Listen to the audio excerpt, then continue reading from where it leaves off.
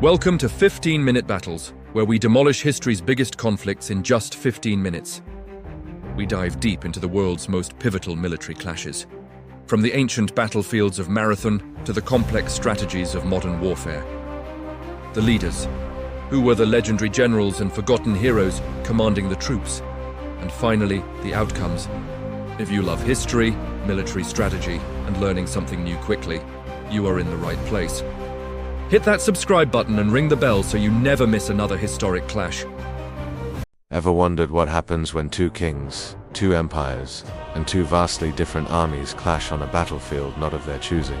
This isn't just history, it's a high-stakes royal showdown. Today, we're rediving into one of the most pivotal battles of the ancient world, the Battle of Issus, where Alexander the Great faced the Persian Emperor, Darius III, for the very first time. After his stunning victory at the Battle of Granicus, a young Alexander the Great had conquered Asia Minor, what we now call Turkey. His eyes were set on the rich lands to the south, Syria, Phoenicia, and Egypt. But the supreme ruler of the Persian Empire, the great King Darius III, was not about to let his domain be carved up by this upstart Macedonian. Darius decided this was a job he had to do himself. He assembled a colossal army, a truly multinational force drawn from every corner of his vast empire. Historians debate the exact numbers, but it's safe to say Darius's army was immense, possibly outnumbering Alexander's force by 3-1, or even more. This wasn't just another battle, it was personal. The Persian emperor himself was marching to crush the invader. The stage was set for an epic, direct confrontation between two of the most powerful men on the planet. This was a battle of royalty, not just of soldiers. Now here's where the story takes a bizarre turn, a moment of geographical farce that would seal the fate of an empire. Picture this. Alexander is marching his army south along the Mediterranean coast. At the same time, Darius is leading his massive host north, using an inland route through the mountains.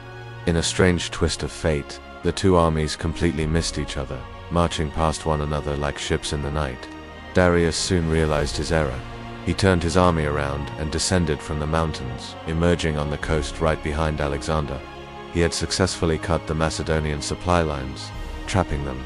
From Darius's perspective, this must have seemed like a brilliant move.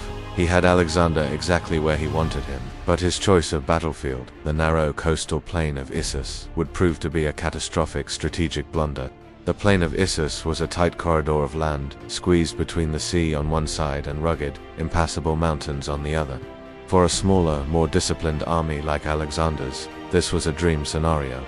For Darius's enormous sprawling force, it was a nightmare. The terrain completely neutralized his single greatest advantage. His overwhelming numbers. The vast majority of his army couldn't even be deployed properly. They were just a huge, congested mass of men stuck behind the front lines, unable to fight. Darius had inadvertently forced himself to fight on Alexander's terms, in a space that favored tactics over brute force. Let's look at how the armies lined up. Darius, confident in his professional soldiers, placed his best troops right at the front. This included his fearsome Greek mercenaries, seasoned veterans, who were every bit as good as Alexander's own men, and his elite Persian cavalry. Darius positioned himself, as was the tradition for Persian kings, in the center of his line, surrounded by his royal bodyguard, the Immortals. From his magnificent war chariot, he intended to command the battle and witness his triumph.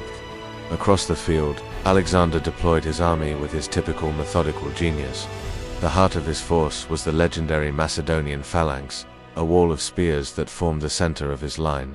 He angled it slightly, anticipating the immense pressure from the Persian center. On his left flank, guarding the coast, he placed his loyal Thessalian cavalry, some of the best horsemen in the Greek world, and on the right flank, that was the decisive point.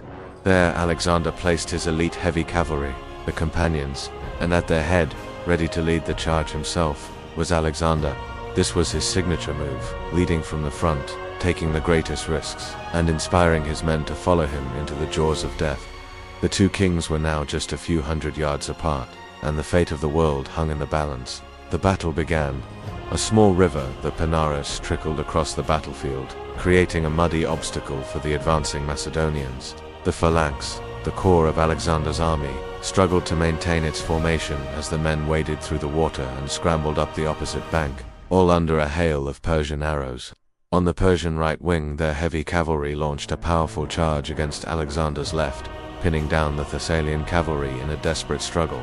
It was a chaotic, brutal melee with neither side giving an inch. The Persian cavalry was actually gaining the upper hand here, threatening to buckle the entire Macedonian left flank. For a moment, it seemed like Darius's plan might actually work, but all eyes were on the other side of the field. This was where the battle would be won or lost. Alexander, at the head of his companion cavalry, did not charge straight ahead. Instead, he led them in a brilliant, oblique maneuver, moving at an angle across the front. He was looking for a weak spot, a seam in the Persian line, and he found it. With a deafening war cry, Alexander personally led the charge. The companions, a wedge of steel and courage, smashed into the Persian left wing. The impact was devastating. They tore through the lighter-armed Persian troops stationed there and began to wheel inwards, driving a wedge between the Persian center and its left flank. They hit the flank of Darius's own Greek mercenaries, creating chaos and confusion. A critical breach had been opened. Through that breach, Alexander saw his ultimate prize. There, in the center of the swirling chaos, was Darius's royal chariot. Once the flank was broken, Alexander didn't hesitate. He wheeled the companion cavalry around and led a terrifying, all-out charge directly at the great king himself. Imagine the scene from Darius's perspective. One moment he's watching his cavalry press the advantage on the left.